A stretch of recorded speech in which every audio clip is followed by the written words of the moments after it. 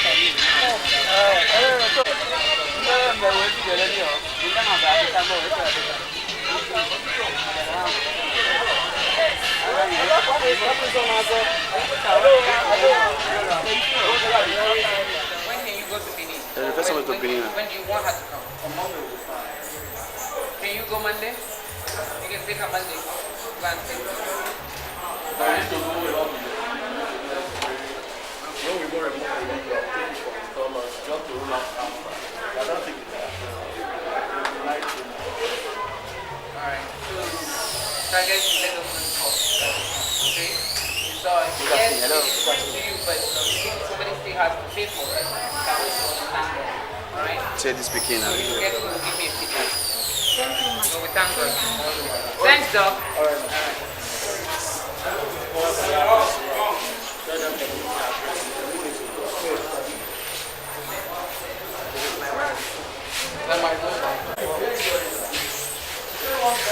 Take down first like this.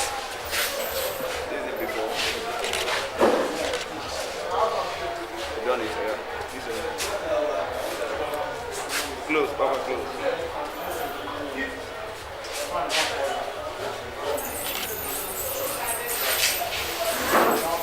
How do you feel? How do you feel?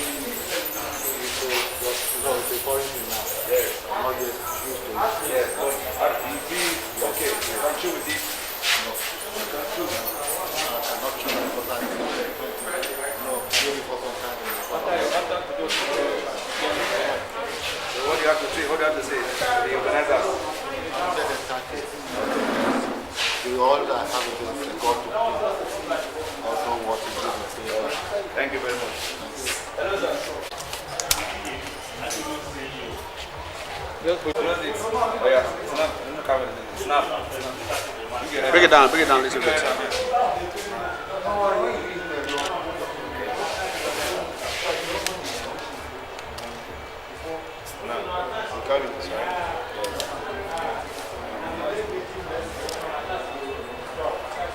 Close. Thank you. All right.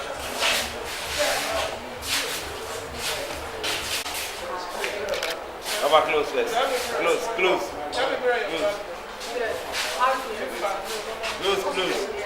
Close your mouth.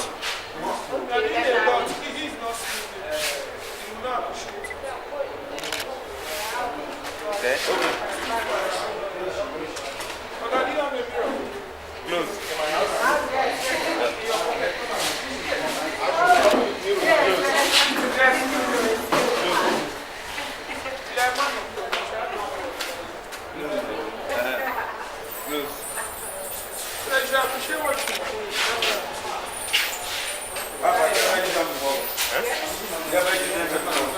Don't use artificial teeth.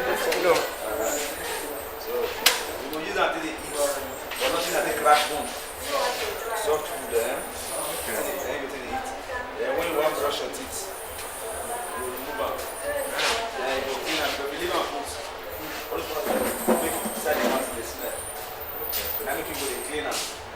Anytime you don't do your mouth, you find one container where water they get covered. Inside. You know your mouth, you inside that container where water is. Good afternoon. Dr. Cook. Okay, Dr. Cook. Please, what are you doing here? We're here for a mission work and outreach at Utagba-Uno village community on Ndokwa West precisely. So we're here to render services. I particularly specialize on vision. I'm an optometrist by profession. So that's why we are here.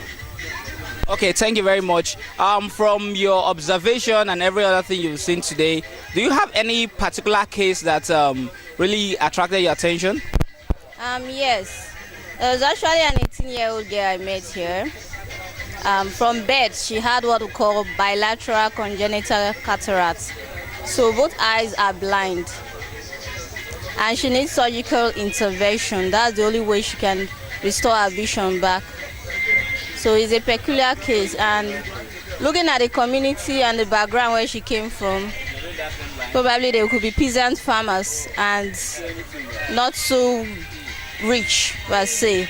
So I would recommend, if there's any way the mission work can assist them so that the girl can restore her vision back and continue her day-to-day life. Okay, you mean it can be restored after a normal operation? Yes, a cataract operation. Cataract operation. All right, so finally, what do you have for the Elohim Ministries International USA? Well, I appreciate them so much. It's not easy coping with the time we are living right now to organize such a gathering, to render services to humanity is worth commending. So I appreciate them. I thank the organizers, the presidents of this mission work and everybody, and the team in particular for their cooperation. Okay. So what have been your challenges so far throughout the mission work? Well, there's always a challenge because to control a large number of crowd of about 500 persons is not really easy. But with God by our sides, we're able to manage with them successfully. So what would be your advice to cope with the crowd? I would advise my fellow colleagues to be patient. That's the only thing. Because if you are not patient, you may do otherwise or you may get angry. Lives are involved, so you have to be very careful when you attend to humans. So, what are some of the causes of that? Usually, it could be from hereditary. Maybe she inherited it from a family, or drugs used by the mother during pregnancy could also affect the eyes. Malnutrition and other lifestyle. Maybe she takes alcohol, she smokes. So those affect the eyes. So that could be some of the cause. So what advice do you have for such people now? Well, I would advise mothers, especially those that are planning to get pregnant or are pregnant, to try to go for a routine medical checkup regularly to know how the infant is doing, the fetus is doing, so that when the baby finally comes to life, he or she will be healthy. Okay, so like that's congenital issues. Now, you know, we are dealing with villagers, and it's very difficult to pass that information across to them. So as a medical practitioner, so what do you think would be the means of passing such information to them so their children won't have such congenital effects? All right, I would advise there's something we call health talks. At least you go to communities, you organize them together in a gathering, then we enlighten them, teach them things, do's and don'ts. Things they don't need to do that can affect their eyes. In that way, you pass the information to them, because not all of them are on social media or can get information from maybe newspapers, television, or radio, because basically they may not be so financially buoyant. But when you reach out to them in person, you can pass the information and help them. All right, God bless you. Nice talking to you, madam. Dr. Steve, I can actually remember your face from last year medical mission. So can you introduce yourself officially? I'm Dr. Utagba-Uno Stephen. I'm an optometrist with St. Stephen Specialist Eye Clinic, Ogeli. Basically, that's it. Okay, sir. Dr. Steve, can you tell us what you are doing here today? We're here for the medical mission with Elohim Ministries. We are in charge of the eye section. We are seeing all those with visual impairments, all forms of visual impairments, and we are taking appropriate care of them. Those that can be taken care of here will be taken care of here by way of giving them glasses and eye drops, and those whose cases require more expertise, that will also be done. And we have booked a lot of patients now for surgery, about 3 or 4 patients. Then those who have high refractive errors, we have also booked them, and we are going to attend to them accordingly. All right, Dr. Steve, with your 2 years experience in Elohim Ministry International Medical Outreach, so what advice will you have for Elohim Ministries International? From observation, I discovered that it's getting bigger as the year goes by. Last year's one was massive, but this year is bigger than what we saw last year. And from the way things are going, next year's one will be bigger than this. The only advice I have is that the visionaire should continue with this vision. A lot of lives have been touched today. We can all attest to that. A lot of people. This year's own, like I said, is bigger than what we had last year. We had extra team. We had the dental team. Last year there was no dental team. And we had more personnel on ground, even in the eye section. So we are just getting bigger, and I advise we follow in that direction and do greater things even next year. Thank you. Okay, sir. Dr. Steve, finally, what word do you have for the president and founder of Elohim Ministries International? For some time now, since last year, I've been trying to observe Mama Brenda. What I have seen in her is that is a very hard passion for people, and I've been wondering, why is this woman so passionate about people? She can do anything to see that people get proper care. I just want to encourage her to continue. I also want to encourage other well-meaning Nigerians to join in this kind of thing. The vision is a great vision. She should keep the vision running, and we pray that God will help her, empower her supernaturally, financially, on every side, increase her to ensure that this vision continues. This vision must continue, and it must grow bigger.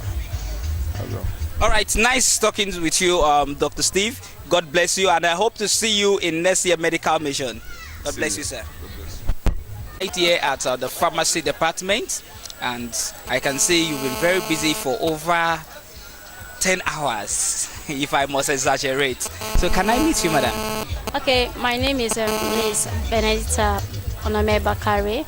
I'm from the pharmacy department. As you can see, you're attending to the patient, dispensing the drugs from the prescription of the doctors. So that's what we are doing right now. Okay, so what has been your challenges so far? As far as I'm concerned, there's no challenge. Everything is just going okay, smoothly, as normal. Okay, so what word do you have for Elohim Ministries International? Well, mine is to thank God for them and continue to pray for them to grow up, keep growing up and up. That's all I have for them. And mine is to pray for them on behalf of them. All right, thank you very much. You mean you've not experienced any challenge since you came into this town, Utagba-Uno? Not really. Not really. All right, nice talking with you. God bless you, madam. Oh, I can see you are putting on a cap. Should I call you an offshore worker for God, sir? This is I work for God. I am putting on a helmet, a safety cap. It's not a safety guard for this, but it's a sign of being a dedicated thing to God. It is this helmet you are seeing is used to cover us, to identify those that are working as a minister of God in this area. Oh, thank you very much, sir. I can see you are very busy. But let's get to know you officially, sir. My name is Pastor Mazi Madabuchuku. pastor of Revival Assembly Ministry here in Utagba-Uno, and the head of these pastors that are here today. God bless you.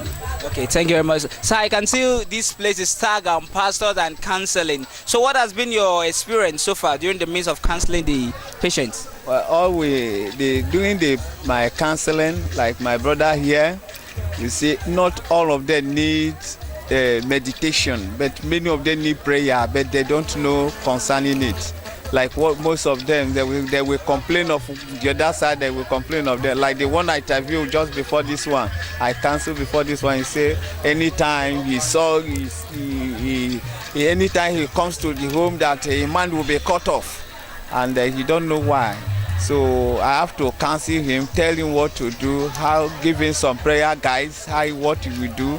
And actually, I asked him to see the doctor if doctor has any other meditation to give to him, because the doctors can only cure, but they cannot heal. It's only God that heals. Thank you, my brother. Yeah, God bless you, sir. So what advice do you have for Elohim Ministries International? In fact, the advice I will have for them is that they should continue their good work. I cannot promote them. It's only God that will promote them from heaven. And I know that the ministry, that Elohim will not die, but he will live to see the affair of people. I can see when you look around, you see many of them here. You see how they are happy, because many of us, we are dying of ignorance. But since 3 days now that Elohim is here, people were happy, treatment are going on, caring for the people, masses, they are here. So I want to say God will bless them, and the visionary also, and all that work under that mission. I say God will bless them once again. Thank you very much, sir. God bless you, sir. Please, can we meet you? Yeah, I'm Dr. Fred. Okay, Dr. Fred. I can see you are almost like the coordinator of the medical team that came here, from what I've been saying since yesterday, sir. Yes. Okay, sir. So what have been your challenges so far in this medical mission? Okay, one of the major challenges we've had is in the aspect of the emergency cases. There are some of them who really have serious issues that need to be attended to immediately, and sometimes we just have to leave where we are to see how we can rescue those situations. Like we've had about 7. And since we started, I'm talking about myself now, and I believe the other doctors too, they've had several emergencies. And then some of those, the device to really care for this emergency, we don't have them available. You understand? So those are some of the challenges we've really had. So what would be your advice to Elohim Ministries International? Okay, first I want to say a big thank you to them. This is not normal. You understand? We hardly see people who come up to do things like this. I want to say they should continue. And we hope that we are going to keep partnering with them, to work with them. You understand? To see how we can reach out to more people each time, anytime this program is organized again. So I want to really say this is a good job, well done by Elohim Ministry, and God will continue to strengthen them, and they will do more. They will do more. Okay, sir, if we can look around, I've not seen any surgery departments where you undergo surgery. And are you trying to tell me you've not come across any case that needs surgery? Yeah, we've had about 3 cases. So what we do, we just refer them. You understand? We're not doing surgery in the field here. We refer them to the nearby facility where the surgery can be done. And that's what we've been doing since. We've had 3 cases. We've had appendicitis, we've had hernia. But so we just refer them out to the nearby facility where the operation can be done, where we are so sure. Okay, so as a medical practitioner, so what would be your advice to Elohim Ministries International in case of surgical operation? Okay, I believe with the coordination here, there is a way we can also bring in surgery into the system. So I will advise that for the next time, we should incorporate surgeons into the system. It will make the medical team complete. Because some of the cases here could have been handled if we have the surgeons on ground. You understand? So thank you very much. So finally, what do you have for Elohim Ministries International? Okay, it's my prayer that they will keep going higher and higher in the name of Jesus Christ. This work they are doing is a very good one. Not everybody, even the government can't do this. That's the simple truth. The government can't do this, so it's a good one they are doing. We want to say a big thank you to them, and they should just continue doing the work. And God who is the rewarder of those that diligently seek Him, will definitely reward them. Okay, from me, what are some of the causes of the challenges you have treated here today? Ignorance is one of the major things. Many of them don't really know about these diseases that they come down with here. So ignorance is one of the major things, and sometimes carelessness too. Some don't just care about their health. When they are having clinical symptoms, they don't care. The another thing is poverty. The high level of poverty is really a factor here. You see some of them, they have blood sugar level of about 300, and that is an emergency in the hospital. So I wonder how they move with such. So, but thank God for what Elohim Ministries is doing now. We'll be able to single out those emergency cases, and I will tell you that they are taken care of. And many of them are under monitoring now as I speak to you. So what is your advice to patients out there, every patient you have met today? The advice I have for them is they should take the drugs that they have been given by the doctors. They should make sure they follow the prescription, and also see how they can introduce this habit of regular checkup to their life. It will help. And also, when there are stages you get to in life, you don't eat heavy food again. There are some food that you should avoid. So they should just obey the instruction. The doctors have been doing so well in advising the patient. So I would just advise them to just please obey the instruction of the doctor, and with that, health is wealth. All right, God bless you. Okay, I'm Obi Christopher. So for here right now, two very prominent cases we had. The first one was a very high blood pressure, as we would say hypertension. So the patient was highly hypertensive. It's way beyond, it's about 2 times the normal value. So that's very high, and I'm sure the doctors took very good care of that. Okay, the person is relatively middle age, about 35 years old. Female. Yeah, a female person. So then again, we had a very high blood sugar level, which is about twice the normal value again. I think we have 2 cases about that. 2 cases. They were male though, middle age too.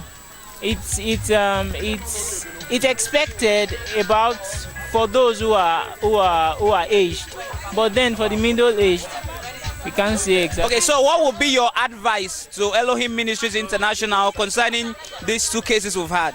Oh, so Elohim Ministry International, they are doing a very good work, but then these persons, these 2 cases, I would advise if they can follow them up and take care of just follow them up medically so that they become healthy. Okay. So thank you very much, Mr. Christopher. God bless you.